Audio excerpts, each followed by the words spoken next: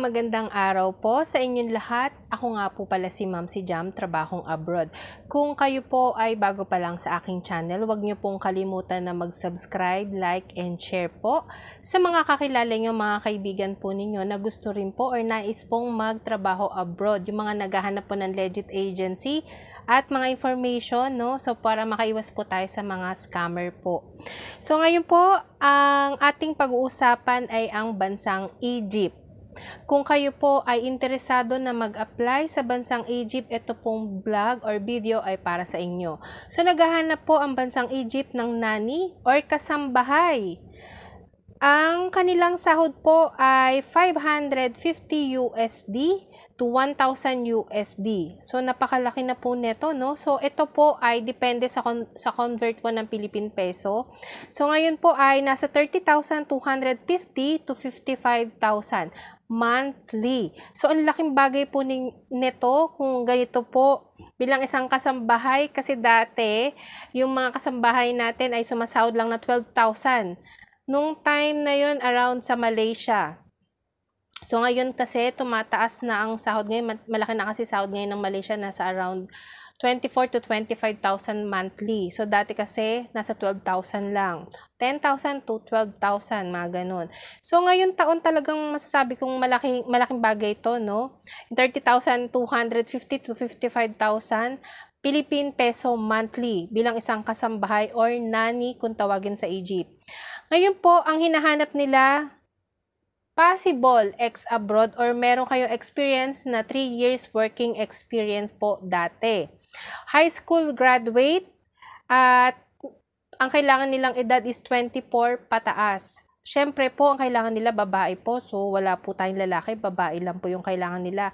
Kailangan nila ng high school diploma, GED or suitable equivalent dun sa diploma na yon. Knowledge, home, safety, and first aid. So, kailangan po talaga meron kayong kaalaman, lalo na po siguro sa sa mga bata or baby. Una-una po yung first aid sa bahay. Knowledge of housekeeping and meal preparation. Kung kayo po ay merong experience na 3 years working experience dati, so, syempre, kailangan po talagang meron kayong kaalaman na mag-prepare ng pagkain ng mga bata, lalo na po sa inyong employer, sa inyong madam at sir. So, outstanding verbal communication skills, outstanding multitasking abilities. So, yung multitasking abilities, syempre pagkasambahay or nanny ang pag-uusapan, dyan natin masasabi na talaga lahat magagawa mo, all around ka. Hindi siya katulad sa Pilipinas na pwede kang makaupo or ano. Talagang dito, pagsasabay mo yung trabaho eh. So, yung trabaho na habang nagluluto ka, nag-aalaga ka ng bata, kapag may umiiyak, kasi depende kasi sa pag-aalaga ng bata kung ilan ng bata na aalagaan mo, syempre. Kung dalawa, mas mahirap, syempre.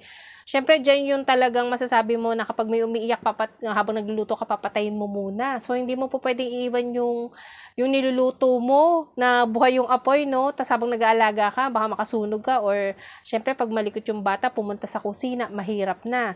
So, yun yung mga kailangan natin na kailangan advance isipin.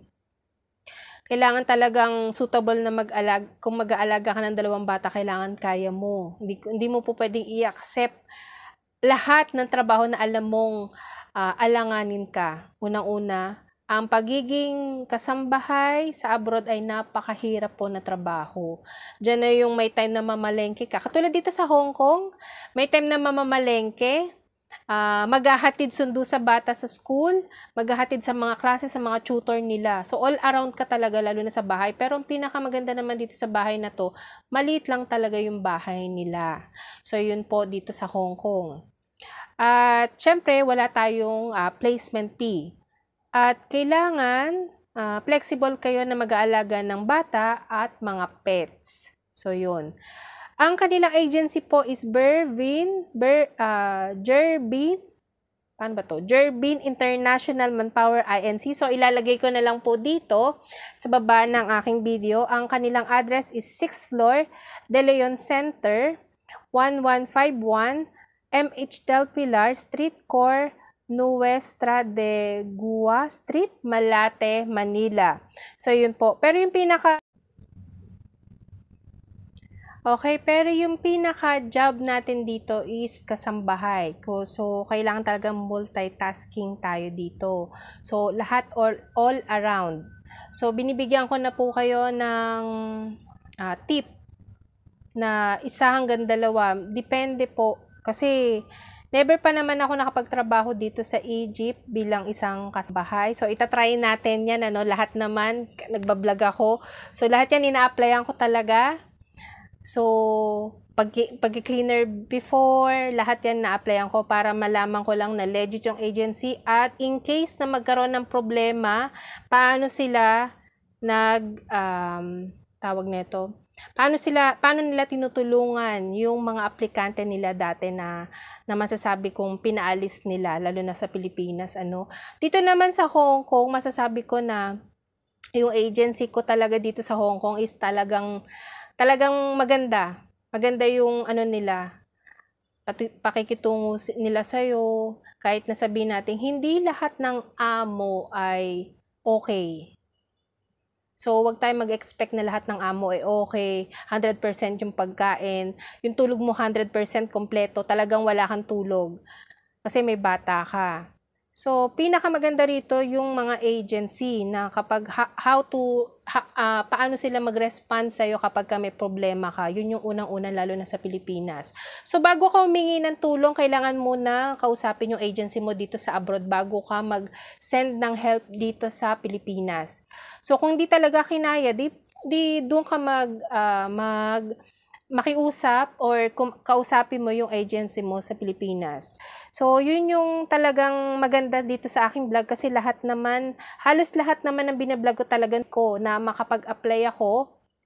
So, ngayon, magwa 1 year na ako dito sa Hong Kong sa July next year. Tapos na kontrata ko 2 years. So, pa-apply ako papuntang Amerika or Turkey. So, mas mainam kasi na matry ko lahat ng mga binablog ko talaga na talagang kung okay ba, paano ba. So, dito masasabi ko naman na okay dito sa Hong Kong, maliliit ang bahay talaga, madali mong linisan, mga 1 oras, 2 oras, tapos ka na. Mahirap lang dito kasi hatid sundo ka sa mga bata. So, ito yung binibigay ko lang tips dito kasi nani to kasambahay din So, yun. Talagang hatid sundo ka sa mga bata, lalo na kapag may sakit talaga, wala silang tulog, wala ka rin tulog. So, yun. Kapag holiday mo, babayaran ka pagka pinag-duty ka. Meron namang mga amo talagang masasabi nating galante. Pero meron ding amo talaga, syempre Chinese sa country to. So, kuripot din naman. So, syempre, hindi natin masasabi yung sa pagkain, talagang para hindi ka magutom, kailangan mo bumili ng sarili mong pagkain.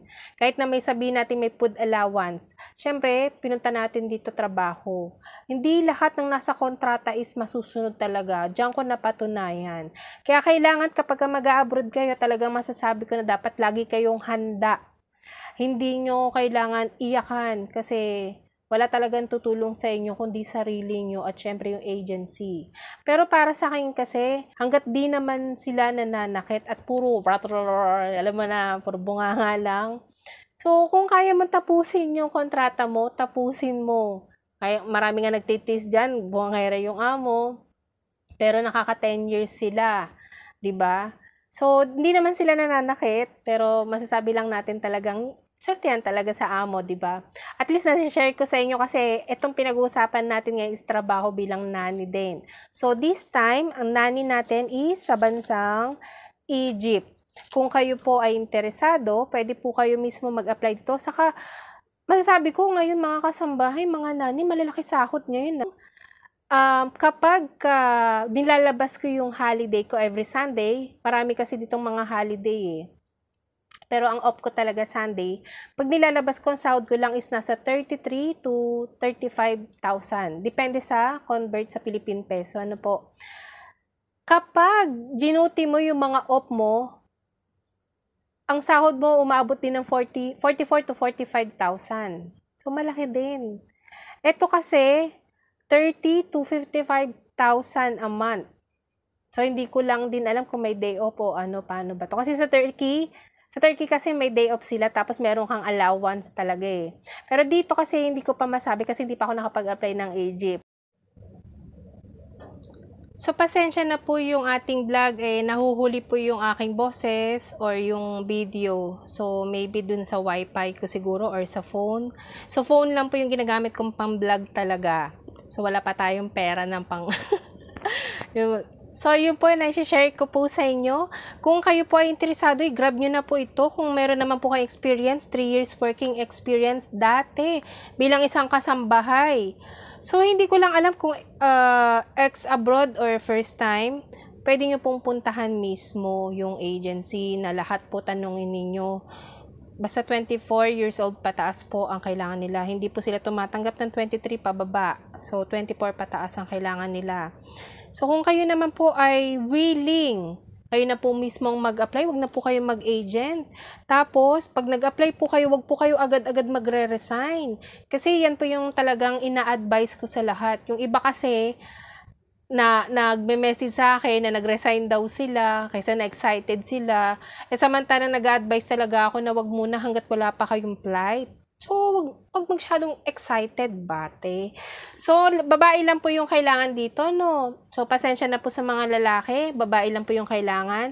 So, kung interesado po kayo, i-grab nyo na po itong opportunity na to kasi alam natin na napakahirap po talaga ng buhay sa Pilipinas. Lalo na po kung may anak po kayo at nagpapaaral kayo ng elementary, high school, lalo na po ang college. So, isipin nyo na po, minsan lang naman po ito at hindi naman po tayo habang buhay na nasa abroad. So, habang nasa abroad tayo, kailangan natin mag-ipon, mag-invest tayo ng mga ari-arian, bahay, lupa, or anything na pwede nating inegosyo. Huwag nating tabi lang sa bangko kasi alam natin na kapag tinabi natin sa bangko yung pera, tumataas yung bilihin. Ang pera nating nasa bangko, hanggang dyan lang yan. So, kumbaga lumilit yung halaga niyan. Hindi ko ma-advise talaga na masasabi kong ilaging nasa bangko yung pera natin. Mas mainam po na mag-invest kayo, bumili kayo ng ari-arian, katulad niyan lupa, bahay. Every year tumataas ang value ng bahay, lalo na ang lupa. Halimbawa, nag-invest ka ng lupa, ang bili mo is 500,000, kung ilang square meter yon. In the next few years, pwede na siyang umabot ng 1.5 to M. So, ganun kahalaga ang lupa. Pero kapag tinabi mo siya sa bangko, hanggang dyan lang ang pera mo. Pero yung pinaka-value ng pera natin tumataas. Hindi ko advisable talaga kasi naranasan ko yan. So, totoo lang. So, ngayon, habang po pwede po kayong mag-abroad po kayo. Huwag po kayo matakot. Ngayon, kung hindi po kayo pwede rito sa Egypt, marami po akong vlog sa Malaysia, sa Singapore, sa Turkey. Ang laki din ng sahod sa Turkey. Umabot din po sila ng 62 or 72, ganon. 72K a month. Tapos, dito po sa Hong Kong, currently nasa Hong Kong po ako. Meron po akong vlog dyan kung saan po akong nag-apply at anong agency.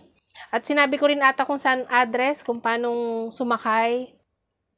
So, napaka ganda na po talaga ngayon ang may tutulong na YouTube kasi compare nung dating nauna kong alis, wala talagang tumulong sa akin, talagang nagre-research ako. Ang dami pa namang scammer dati, 'di ba? So, lalo naman din ngayon. Kaso ngayon, mas alam natin na dapat maging wais tayo sa pag-a-apply, lalo na sa abroad. So, yun lamang po at maraming salamat po sa inyo. Huwag niyo pong kalimutan na mag-subscribe, like, and share po para din po makatulong din po tayo sa mga kakilala natin na gusto pong mag-apply abroad. So, grab na po natin yung opportunity na to. Mahirap po talaga ang buhay sa Pilipinas. So, yun lamang po at maraming salamat.